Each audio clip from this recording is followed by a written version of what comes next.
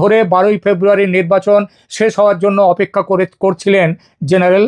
এমন কথা উঠছে যে তিনি চেয়েছিলেন বলে বিএনপির এই ভূমিধস জয় হয়েছে, মানেটা আপনারা বুঝে নিন। এমন জল্পনাও আছে বাজারে যে লন্ডন থেকে তারেক রহমানের দেশে ফেরানোর পরিকল্পনা, সেই পরিকল্পনায় ভারত সরকার ও তারেক রহমানের বার্তালাপের লুপে মানে তাদের মধ্যে যুক্ত ছিলেন জেনারেল ওয়াকারুজ্জামানও। সেই ঋণ শোধ করছেন এখন তারেক রহমান সেনা প্রধানের হাতে হাঁ মিলিয়ে। একটাই শুধু ব্যাপার, খলিলুর রহমানকে পররাষ্ট্রমন্ত্রী করেছেন, সেটা অন্য চাপে। সেই বিষয় নিয়েও আগে একদিন ভিডিও করেছি, দেখে নিতে পারেন। কিন্তু তার থেকে বড় কথা হচ্ছে জেনারেল জামান সেনাবাহিনীর ওপর পূর্ণ কর্তৃত্ব পুনঃপ্রতিষ্ঠার পথে বেশ কয়েকটি বাধা পেরিয়ে এসছেন, বাধা দূর করেছেন। কামরুল হাসান দূর হয়েছেন। জাতীয় নিরাপত্তা উপদেষ্টার সচিবালয়ের মাধ্যমে সেনাবাহিনীর যে খবরদারি করতেন খলিলুর রহমান, সেটা আর এখন তিনি পারবেন না। সেনাপ্রধান তার বিশ্বস্ত লেফটেন্যান্ট জেনারেল মইনুর রহমানকে বাহিনীর দ্বিতীয় গুরুত্বপূর্ণ পদ চিফ অফ জেনারেল স্টাফ পদে নিযুক্ত করতে পেরেছেন। খলিল কামরুল চক্রের ক্রমাগত বিশৃঙ্খলা জেনারেল জামানের জন্য একটা বড় হুমকি ছিল। একাধিকবার সেনা সদর দপ্তরে গৃহীত সিদ্ধান্তগুলো এনএসএর ন্যাশনাল সিকিউরিটি অ্যাডভাইজার খলিলুর রহমানের অফিস থেকে বাতিল করা হচ্ছিল। বিশেষ করে আপনাদের মনে থাকতে পারে, নবম পদাতিক ডিভিশনের প্রাক্তন জিওসি মেজর জেনারেল মঈন খানের পদোন্নতির সুপারিশ আটকে দেয়া এবং তাকে অবসর নিতে বাধ্য করা জেনারেল জামানের জন্য একটা লজ্জাজনক পরাজয় ছিল। এর মূলেও ছিলেন খলিলুর কামরুল চক্র। খলিলুর রহমানকে জাতীয় নিরাপত্তা উপদেষ্টা পদ থেকে অপসারণের পরপরই সেনাবাহিনীর উচ্চপদস্থ কর্মকর্তাদের মধ্যে উল্লেখযোগ্য রদবদল ঘটেছে। লেফটেন্যান্ট জেনারেল মাইনুর রহমান, যিনি আগে এআরটি ডিওসির জিওসি ছিলেন, তাকে সিজিএস পদে নিযুক্ত করা হয়েছে। 24তম পদাতিক ডিভিশনের প্রাক্তন GOC major general Mir Mushfiqur রহমানকে নতুন পিএসও এএফডি হিসাবে নিযুক্ত করা হয়েছে। বিদায়ী পিএসও লেফটেন্যান্ট জেনারেল কামরুল হাসানকে পররাষ্ট্র মন্ত্রণালয়ে রাষ্ট্রদূত হিসেবে পাঠিয়ে দিয়ে সেনাবাহিনী থেকেই দূর করে দিয়েছেন। ব্রিগেডিয়ার কায়সার রশিদকে মেজর জেনারেল পদে পদোন্নতি দেওয়া হয়েছে এবং ডিজিএফআই এর মহাপরিচালক নিযুক্ত করা হয়েছে তাকে। সেনাপ্রধানের জন্য সবচেয়ে লজ্জাজনক বিষয় ছিল যুদ্ধ অপরাধে অভিযুক্ত জামাতে ইসলামীর নিয়ন্ত্রিত বেসামরিক আন্তর্জাতিক অপরাধ ট্রাইব্যুনালে অভিযুক্ত নিয়মিত সেনা কর্মকর্তাদের হাজির করতে বাধ্য করা। এটা ছিল তার লজ্জাজনক পরাজয়।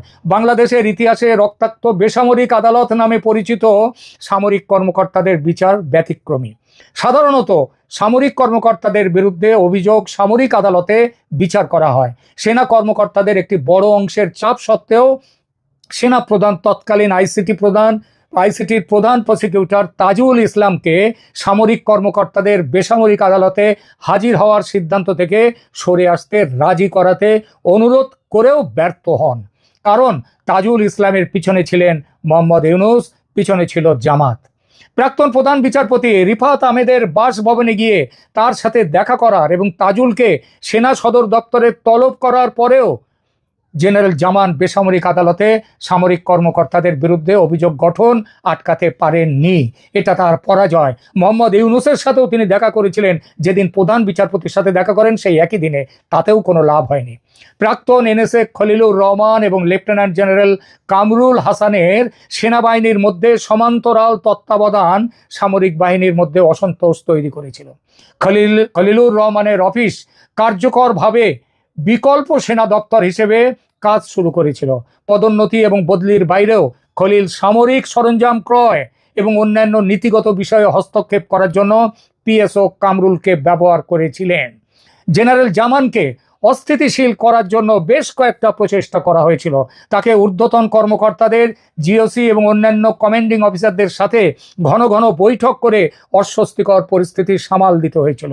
এক পর্যায়ে খলিলুর রহমানকে ঢাকা সেনা নিবাসে অনানুষ্ঠানিকভাবে, কোনো আনুষ্ঠানিক কোনো হুকুম না দিয়ে, কোনো নির্দেশ জারি না করেও খলিলুর রহমানকে সেনানিবাসে অবাঞ্ছিত ব্যক্তি ঘোষণা করা করেছিলেন ওয়াকারুজ্জামান।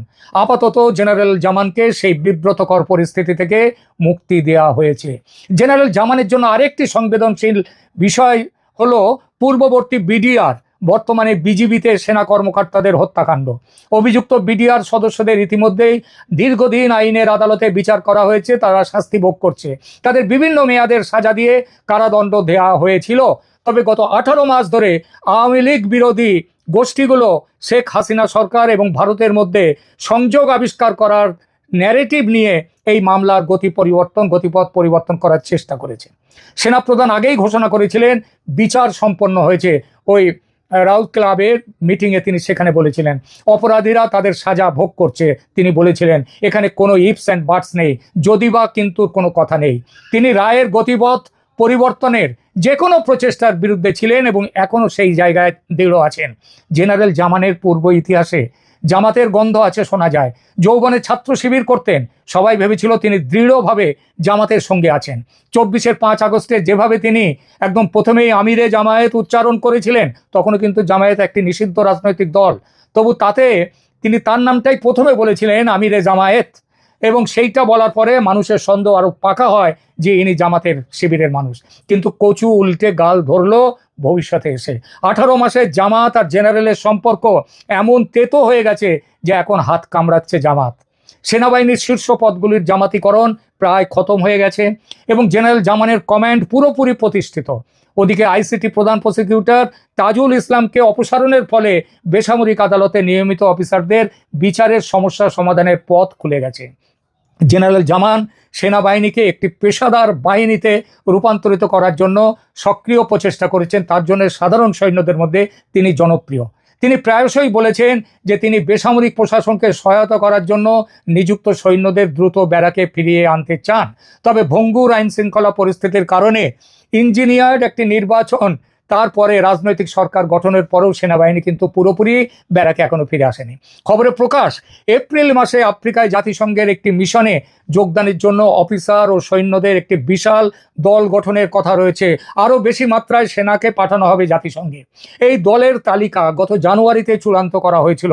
আওয়ামী লীগ পরিবারের সদস্য হিসেবে যারা চিহ্নিত সেই সব সেনা সদস্যদের এই মিশনের তালিকায় অন্তর্ভুক্ত করা হয়েছে। জুলাই আগস্ট 2024 সালের জনসাধারণের কেলেঙ্কারি বা গণপ্রতারণার পর শেখ হাসিনার আওয়ামী লীগ সরকারের পতন হয় এবং তারপর জেনারেল ওয়াকারুজ্জামান বাংলাদেশে নতুন করে ক্ষমতার কেন্দ্র হিসেবে আবির্ভূত হলেন। এখন জনসাধারণের একটি অংশ বিশ্বাস করে যে ইউনূস সরকারকে নির্বাচন করতে বাধ্য করে জেনারেল জামান একটি জাতীয় বিপর্যয় রোধ করেছেন। কিন্তু সেনাবাহিনীর উপর তার নিরঙ্কুশ যে নিয়ন্ত্রণ, সেটা কি তাকে কর্তৃত্ববাদী করে তুলবে? যা খুশি তাই করবেন তিনি? তা কিন্তু কিছুটা কাঁটা সেখানে আছে।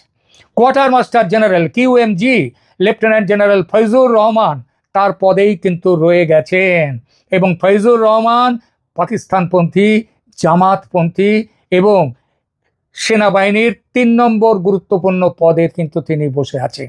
এটা মনে রাখতে হবে। ওয়াকারুজ্জামানের একমাত্র পথের কাঁটা হচ্ছেন quarter master general Faizur Rahman. দর্শক, সম্পূর্ণ ভিডিওটি দেখলেন, আশা করি বিষয়টি বুঝতে পেরেছেন। এই নিয়ে আপনার গুরুত্বপূর্ণ মন্তব্যটি অবশ্যই কমেন্ট বক্সে জানিয়ে দিবেন। ধন্যবাদ।